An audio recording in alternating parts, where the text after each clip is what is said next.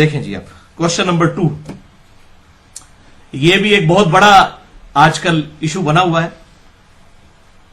کیا ذخیرہ احادیث میں کوئی ایسی حدیث ہے کہ آپ صلی اللہ علیہ وسلم نے فرمایا ہو کہ میں تقسیم کرتا ہوں اور عطا اللہ تعالیٰ فرماتا ہے، اور اس حدیث کے تحت روزی بھی اللہ تعالیٰ دیتا ہے لیکن تقسیم نبی صلی اللہ علیہ وسلم کرتے ہیں؟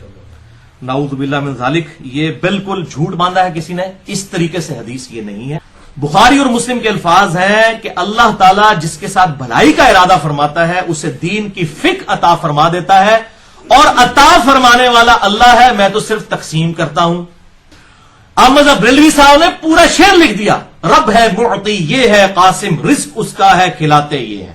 اور پھر جناب انہوں نے شعر کہہ دیا، اور کہا جی دیکھیں جی اللہ تعالیٰ کے محبوب صلی اللہ علیہ وسلم نے خود فرمایا کہ اللہ تعالیٰ دیتا ہے اور میں تقسیم کرتا ہوں. خدا کے لیے عقل سے کام لیں، سنی بڑھو ٹنی نہ بڑھو، خود کتاب کھول کے پڑھو کہ گل کتنے لکھی ہوئی ہے، کنج لکھی ہوئی ہے، بکش مسلمان بنے. یہ الفاظ ہی کچھ اور تھے کہ اللہ تعالیٰ جس کے ساتھ بھلائی کا ارادہ فرماتا ہے اسے دین کی فقہ عطا فرما دیتا ہے، اور عطا تو اللہ فرماتا ہے، میں تو تقسیم کرتا ہوں. بالکل اسی لیے بخاری اور مسلم کی کتنی حدیثیں ہیں. بسم اللہ الرحمن الرحیم، نحمدہ ونصلی ونسلم علی حبیبہ الکریم. پھر یہ انجینئر مرزا کا ایک اور امام احمد رضا سے ذاتی دشمنی اور عناد کی جھلکتی ہوئی تصویر کو دیکھیے. رب ہے معطی یہ ہے قاسم، دیتا وہ ہے دلاتے یہ ہیں. اس شعر پر اعتراض اور اللہ کے رسول صلی اللہ علیہ وسلم کی وہ حدیث پاک کی جو اعلیٰ حضرت نے ترجمانی ریل میں کی ہے، اس نے کتنا جھوٹ باندھا نبی پر. اور حدیث پاک کے مصداق میں نبی فرماتے ہیں جو میرے پر جھوٹ باندھے گا وہ جہنمی ہے. سب سے پہلے انما انا قاسم واللہ یعطی کی آپ تفصیل بتا دوں کہ صحیح بخاری کتاب العلم میں حدیث نمبر موجودہ سعودی عرب نسخے کے حساب سے حدیث نمبر 71، اور کتاب الاعتصام میں حدیث نمبر 7312، اور اسی طرح بخاری شریف میں کتاب و فرض الخمس حدیث نمبر 3116. یعنی یہ جو کہہ رہا ہے کہ صرف علم بانٹتے ہیں یا دین بانٹتے ہیں، ان سے اب پوچھئے کہ فرض خمس دین ہے، فرض خمس مال سے تعلق رکھتا ہے، یعنی مال کا 5واں حصہ یہ مال سے تعلق رکھتا ہے. تو حضور علیہ الصلوۃ والسلام مال بھی بانٹتے ہیں، اس باب میں بھی اس حدیث کو لایا گیا ہے.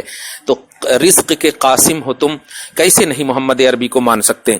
چنانچہ قرآن پاک میں بھی اور بھی کئی ایسی آیتیں ہیں، مثلا سورہ حشر کی آیت نمبر 7، سورہ صاد کی آیت نمبر 22، اور سورہ آراف کی آیت نمبر 188، سورہ توبہ کی آیت نمبر 59، اور سورہ توبہ ہی میں آیت نمبر 74، سورہ نساء آیت نمبر 64 اور 65. یہ سب کی مطلب یہ کہ وضاحت ہے کہ نبی حضور علیہ الصلوۃ والسلام جو ہے رزق کی بھی تقسیم کرتے ہیں، اور بلکہ ہر چیز تقسیم کرتے ہیں. ایک بات اس سلسلے میں اور کہہ دوں کہ علم دین کی تقسیم جب کرتے ہیں، جو دین کی جب تقسیم کر سکتے تو دنیا تو کوئی حیثیت نہیں رکھتی ہے نا دین کے سامنے. خیر، ایک اور حدیث پاک سنیے، اور اعلیٰ حضرت کی اس حدیث پاک کی عظیم ترجمانی جو کی ہے اعلیٰ حضرت نے، اس پر داد دیجیے. ان انس ان رجلا سأل النبی صلی اللہ علیہ وسلم غنما بین جبلین، غنما تملأ ما بین جبلین. یعنی حضرت انس سے روایت ہے کہ ایک شخص رسول اللہ صلی اللہ علیہ وسلم سے 2 پہاڑ بھر کر کے بکریوں کے ریوڑ مانگا، یعنی اتنی ہم کو ریوڑ دیجیے، اتنی بکریاں دیجیے ہم کو کہ 2 پہاڑ کے درمیان بھری نظر آئے. فَأَعْطَاهُ إِيَّاهُ، تو حضور علیہ الصلوۃ والسلام نے انہیں یہ عطا فرمایا. فَأَتَى قَوْمَهُ، تو وہ شخص اپنی قوم میں آیا، فقال، اور کہا، اے قوم، اے میری قوم، اسلموا، اسلام قبول کر لو. فواللہ ان محمد لیعطی عطاء، کہ محمد بخدا اتنا عطا کرتے ہیں کہ فقر و فاقہ کا خوف تک نہیں رہتا. صحیح مسلم میں مشکات کے حوالے سے حدیث نمبر 519 میں باب الاخلاق میں یہ حدیث ہے، محمد اتنا عطا کرتے ہیں. اب آپ کیا عطا کرتے ہیں؟ بکری.